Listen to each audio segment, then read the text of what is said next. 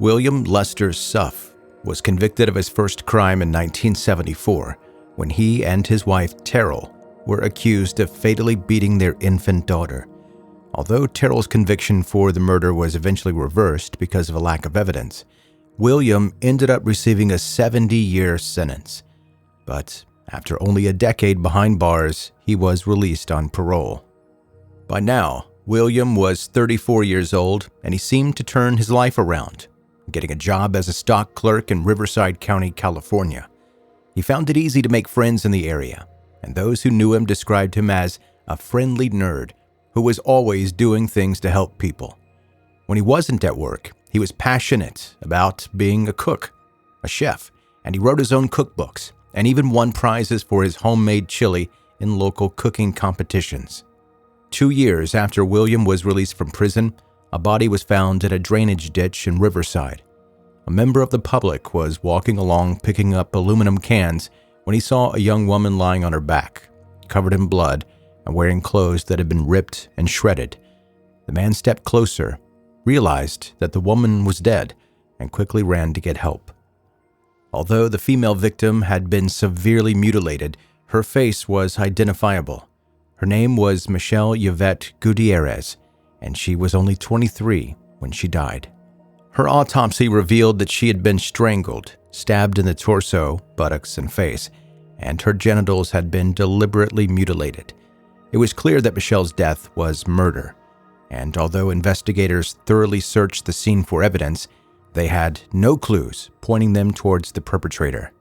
Only 2 weeks later, another body was found.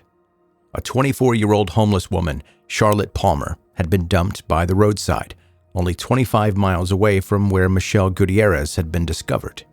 However, unlike Michelle, Charlotte's body had been exposed to the elements for a long time, and her autopsy wasn't helpful to reveal any information. In fact, her cause of death was ruled as inconclusive. The next death came in January 1987, when 37-year-old Linda Ortega's body was found by a road in the city of Lake Elsinore. It was clear that her remains had been left there for quite a while. The medical examiner estimated that she'd been killed at least 3 days before the body was found, possibly even longer. Now, California law enforcement was aware that they had found the mutilated bodies of 3 women, all disposed of in a very similar way. For the first time, they were starting to wonder if they were dealing with a serial offender. 3 months later, 27-year-old sex worker Martha Young was found dead in a ravine only a few miles away from Linda Ortega's body. Martha was stripped naked, had high levels of amphetamines in her system, and had died around 3 weeks before she was discovered. Her autopsy ruled her cause of death as being a combination of strangulation and a drug overdose. Martha's death confirmed police suspicions. A serial killer was at work in Riverside, targeting vulnerable women whose disappearances were less likely to be discovered quickly. The Riverside police formed a task force dedicated to solving the case, and almost immediately, the killings stopped.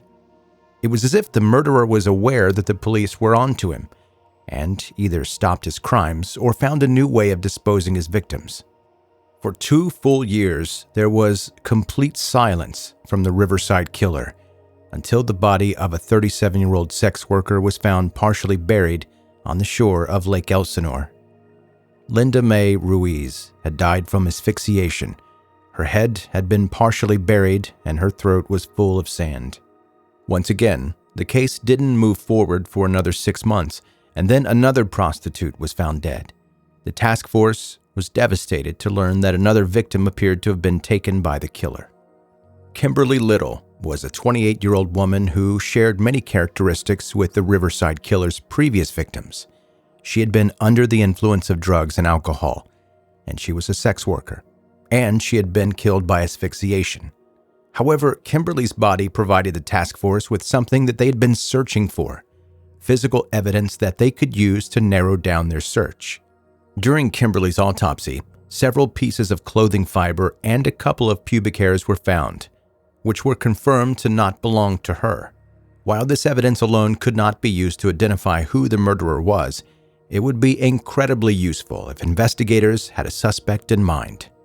Kimberly's murder was also the crime that truly brought the case into the public eye. Reporters from nearby towns began traveling to Riverside to find out more about the deaths, and before long, the media had nicknamed the murderer the Lake Elsinore Killer and the Riverside Prostitute Killer. The police captain ended up holding multiple press conferences about the murders in an attempt to stop the public from panicking. He insisted that the task force was pulling out all the stops in order to find the culprit. But even though the task force was working endlessly, they seemed to be no closer to apprehending the Riverside Killer. In November 1989, 36-year-old sex worker Judy Lynn Angel was found dead close to Lake Elsinore. It was clear during the autopsy that Judy had not died quickly. In fact, she had viciously fought back, sustaining deep defensive wounds to her hands before she was overpowered. Her skull had been crushed by multiple blows to her head and face, and her body had been mutilated. After Judy's murder, the killer seemed to become more and more bold. It was as if he was less afraid of being caught. He was killing more frequently, sometimes posing the bodies of his victims or torturing them in new ways. But the key details of the cases remained the same, making it easy for law enforcement to link the crimes together. The first real break in the case came in August 1991, when a sex worker was picked up by a man in a gray van. Out of nowhere, the man became angry and violent, and the woman managed to escape from his vehicle and run away, only for the same man to then pick up one of her friends, 23-year-old Kelly Hammond. Kelly's body was found that same day on the side of the road. She had been strangled to death so recently that she was still warm. The survivor who had managed to escape from the killer's car provided a description, which was used to create a composite sketch. Over the rest of 1991, the killer was still at large, taking at least one victim every month. By October, the Riverside Killer's body count was at 18, and he had started to mutilate the bodies of some of his victims by removing their right breasts. It also seemed like he was starting to toy with the task force, placing their bodies in locations near the police station to taunt them. On the 9th of January 1992, a police officer pulled over a gray van that matched the description of the Riverside Killer's vehicle. The driver was William Suff, who had now been out of prison for almost 2 decades. After discovering that William had an expired vehicle registration and a suspended license, the officers took him back to the station. During hours of questioning, William denied any knowledge of the crimes, but he was still arrested, and samples of his hair were taken to compare to the samples from the bodies of the Riverside Killer's victims. Ultimately, Judge Becky Dugan ruled that there was sufficient evidence of William's guilt for the case to go to trial. In March 1995, the trial began. The prosecution described William as a sexual sadist who got pleasure from torturing and killing his victims. A criminologist from the Department of Justice testified that William's hair matched samples taken from 2 of the crime scenes, and so did fibers from William's clothing, sleeping bag, and bedding. After almost 50 days of testimony, the jury found William Suff guilty of 12 counts of first-degree murder, and he was sentenced to death. Despite the Riverside killing now having received justice, one question remained unanswered. What had he done with the breasts that he cut out of 2 of his victims? Although it has not been confirmed, it is highly suspected that William may have used human meat in his award-winning homemade chili, which he then fed to the employees of Riverside County.